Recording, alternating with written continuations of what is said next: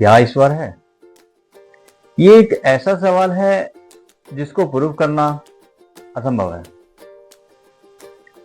असंभव इसलिए है क्योंकि जिसने भी ईश्वर को देखा है, सुना है या महसूस किया है, सिर्फ उसको वो ही जान सकता है।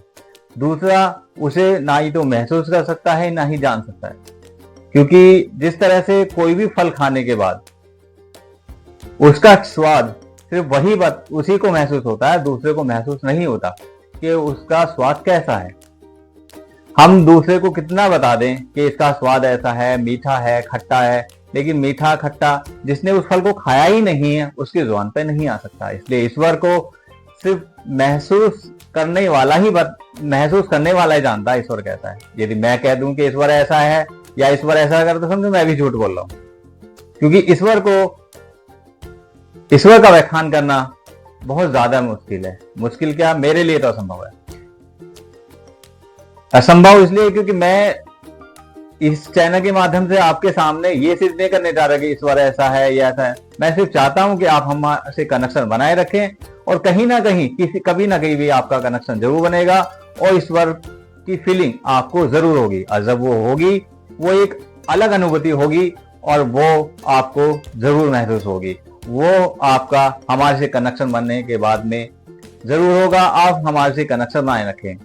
कनेक्शन बनाना बहुत ज्यादा इजी है, मतलब ईश्वर से कनेक्शन, सॉरी इसलिए कहना चाहूंगा मैं कोई नहीं, मेरे से कनेक्शन, लेकिन ईश्वर से कनेक्शन बनाना बहुत ज्यादा इजी है।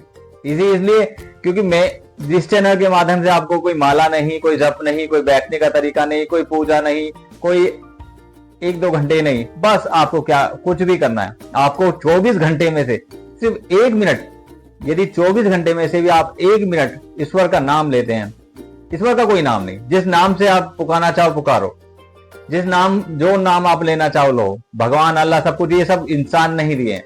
ईश्वर का कोई नाम नहीं, वो एक अलग पावर है, वो एक एनर्जी है। उसको महसूस करना, उसको नाम देना, सब कुछ आपके हाथ में। आप जो हैं उसे महसूस कैसे करेंगे, कैसे होगा, वो सब मालिक के ऊपर है, ना ही हमारे हाथ में ना कुछ। सिर्फ आपका और हमारा उद्देश्य है ईश्वर से संपर्क बनाना। और ईश्वर से संपर्क बनाने का एक सबसे पहला यह है कि हम उसको याद करें। याद कैसे करें? क्योंकि आज के जमाने में ना ही तो हमारे पास टाइम है पूजा करने के लिए, ना ही बैठने के लिए, कुछ भी नहीं। लेकिन फिर भी मैं कहना कहूँ 24 घंटे में सिर्फ 60 सेकंड, सोते समय, उठते समय, चलते समय, कहीं पर भी, चाहे वो बाथरूम हो, क्योंकि ईश्वर आपका मन देखता है, आपका हृदय देखता है कि वो कितना पवित्र। उसे 1 मिनट के लिए आप उसे याद करें और उस क्षण के लिए आपके दिमाग में कोई और दूसरा ख्याल ना आए। आप शुरुआत 1 मिनट से करें। जैसे जैसा आपका हृदय पवित्र होगा, आप ईश्वर से जुड़ेंगे, वैसे वैसे वो ईश्वर उस 1 मिनट को कब 1 घंटा कर देगा, ना आपको पता चलेगा ना हमें पता चलेगा। आप सिर्फ ईश्वर से जुड़े रहें। मैं ईश्वर के बारे में मतलब आपको गुमराह नहीं करूंगा कि ऐसा है वैसा है, माला करो, नो। मुझे महसूस हुआ है, नहीं हुआ, ये सिर्फ आप पे छोड़ता हूं। क्योंकि ईश्वर को जो जानता है वो बोलता नहीं है, और जो बोलता है वो समझो जानता नहीं है। इसलिए मैं इसके बारे में ना कुछ बोलूंगा ना कुछ। मैं चाहता हूं सिर्फ आप इसको महसूस करें। और महसूस कैसे करेंगे? सिर्फ कनेक्शन बनाए। कनेक्शन कैसे बनाओगे? ईश्वर को ख्याल से। ख्याल कैसे आएगा? वो सब आपके ऊपर है, ख्याल कैसे आना ना। सिर्फ 24 घंटे में से सिर्फ 1 मिनट स्टार्टिंग में आपको भगवान को देनी है। चाहे आप उसको थैंक यू बोलें, चाहे आप उसको याद करें, चाहे उसमें आप अपनी गलतियां मानो, कुछ भी, जो भी आपको इजी लगे वो आप रास्ता अपनाएं। ईश्वर को क्यों मानना चाहिए? ईश्वर को क्या मानना चाहिए? ईश्वर को मानने से मैं ये नहीं कहता कि आपको दौलत मिलेगी, ये सब कुछ मिलेगा ना। क्योंकि ईश्वर को मानने से मुझे लगता है आपको जो अंदर आंतरिक जो सुख है वो मिलता है। यदि आपके हृदय में, आपके अंदर यदि आंतरिक सुख आया है और आप अंदर से पसंद है, तो ये भी एक ईश्वरीय गुण है और ये बिना ईश्वर की मर्जी के नहीं आता। हम आपसे चाहते हैं कि आप 24 घंटे में से सिर्फ 1 मिनट ईश्वर को दें, भगवान को दें, जिस धर्म के भी हैं आप उसको दें। आप सिर्फ 1 मिनट, स्टार्टिंग में 1 मिनट दीजिए। 1 मिनट 24 घंटे में से कोई ज्यादा नहीं है। आप जब देना शुरू करोगे तो आपका कनेक्शन ईश्वर से बनना शुरू हो जाएगा। ईश्वर हमेशा साथ में रहता है, ईश्वर हमारे पल पल साथ रहता है, ईश्वर सबके साथ में रहता है, हर क्षण हर एक्टिविटी पे हमारी नजर रहती है। अब इसके माध्यम से मैं अब आपको एक कहानी सुनाना चाहता हूं कि ईश्वर हमारे साथ हमेशा रहता है। एक बार एक पुण्य आत्मा से भगवान कहता है कि अब तुझे धरती पर जन्म लेना है और तुझे पृथ्वी लोक पे जाना है। वो कहते हैं नहीं नहीं, मैं तो आपके पास ही रहूंगा, जो मुझे सुकून यहाँ नीचे नहीं मिलेगा।